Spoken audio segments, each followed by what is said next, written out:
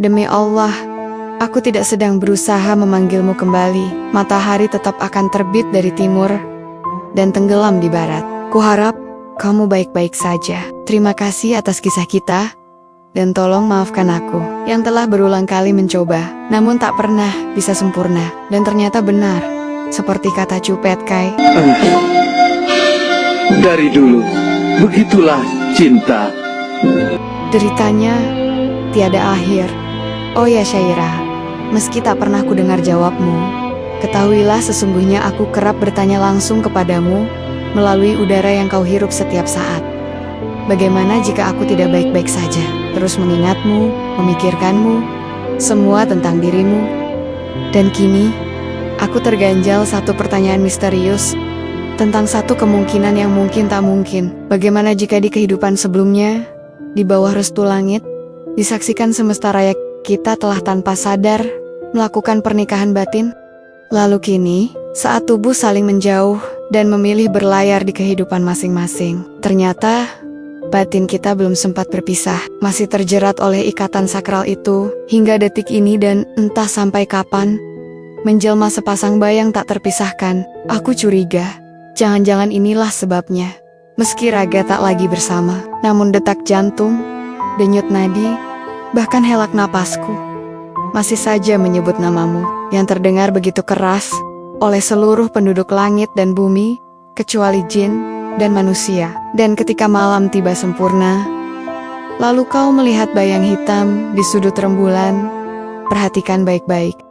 Bisa jadi itu adalah sepasang bayang kita yang dari jauh sana diam-diam memperhatikan kita dalam sejuta tanda tanya.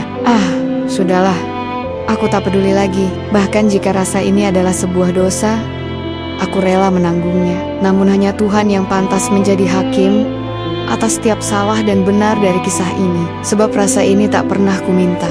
Bahkan selalu datang kembali setelah berulang kali aku mengusirnya. Membaca novel MG Wahibullah dalam kisah nyata yang ia alami, terasa bagai menelusuri lorong waktu syarat rindu, luka, dan puisi yang bergetar di setiap halaman. Ia menulis bukan sekadar mengingat, melainkan menghidupkan kembali denyut masa muda yang sering kita lupakan. Dari kepedihan ia menyalakan cahaya, dari sunyi ia menumbuhkan makna. Inilah kesaksian seorang introvert desa yang menjelma penyair, menyulam takdirnya ke dalam bahasa yang abadi. Ini bukan kisah bahagia, bukan pula kisah sedih. Ini adalah sejilid mushaf berisi ayat-ayat cinta yang menyayat, yang ia salin dari kitab kenangan dengan genangan air mata yang tak pernah jatuh ke pipi, melainkan meresap perlahan ke dalam hati.